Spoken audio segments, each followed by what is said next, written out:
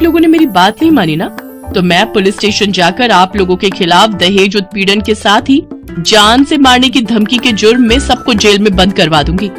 इसलिए जो मैं कहती हूँ वैसा ही करो चुपचाप से। नहीं नहीं बहू, ऐसा कुछ मत करना, तुम जो कहोगी हम वो करेंगे। इसके बाद जूली उन सबको काम पर लगा देती है। ननद जी जरा जल्दी हाथ चलाइए, नहीं तो। नहीं नहीं मेरी प्यारी भाभी, भाभी मैं करती हूँ ना, आप आराम से बैठो सोफे पर, और किसी चीज की जरूरत हो तो कहना। सासू माँ खाना बना या नहीं? अब हमें कल तक का वेट करना होगा क्या? बस बहू रानी तैयार है। थक हार कर ननद सफाई करके वहीं फर्श पर ही लेट जाती है, जिसे देख जूली कहती है, अब यहाँ क्यों रायते की तरफ फैल गई? जाओ उठो और मेरे कपड़े पड़े हैं, उन्हें धोकर आओ।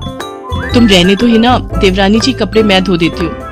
नहीं कोई जरूरत नहीं, मैंने कहा ना आज आपका छुट्टी का दिन है, आप कुछ नहीं करेंगी। उधर सास पसीने से तरबतर होकर रसोई से बाहर आती है और सबके लिए खाना लगाती है। उफ, ये कोई खाना है? इसकी तो शक्ल देखकर ही खाने का मन नहीं कर रहा। ले जाओ ये खाना, मुझे नहीं खाना, मैं अभी अपने लिए कुछ बाहर से ऑर्डर कर रही हूँ। लेकिन बहू मैंने इतनी मेहनत से बनाया है, पूरे 2 घंटे लगे हैं मुझे रसोई में खड़े हुए, तो मैं क्या करूँ? आप ससुर जी ये खाना ले जाकर बाहर कुत्तों को डालाना, और आपको जो मैंने सब्जी लाने का काम दिया था क्या वो आपने कर दिया? हाँ बहू, मैं बाजार से सब्जियां ले आया हूँ। Very good. अच्छा लिसन, शाम को मैंने घर पर पाजामा पार्टी ऑर्गेनाइज की है, तो अब आप तीनों जाओ और जल्दी से जाकर शाम के खाने की तैयारी करो। इसके बाद वो तीनों किचन में जाते हैं। हिना रोते हुए अपनी माँ से कहती है, माँ ये नई भाभी हमारे साथ ऐसा क्यों कर रही है? बड़ी भाभी ने तो कभी हमारे साथ ऐसा नहीं किया। हमारा किया हमारे सामने आ रहा है बेटी, हमने जो बड़ी बहू के साथ किया है उसी की सजा हमें मिल रही है।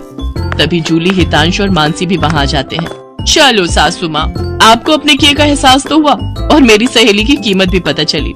हाँ सासू माँ, मानसी मेरी सहेली है। क्या ये सच है बड़ी बहू?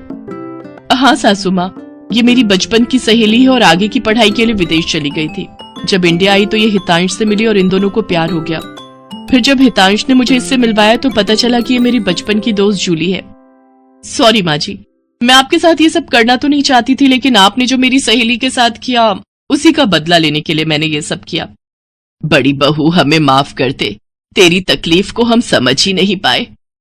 इसके बाद सबने मानसी से माफी मांगी। मानसी ने सबको माफ कर दिया और इस तरह नई बहू का ससुराल में पहले दिन का प्लान पूरा हो गया।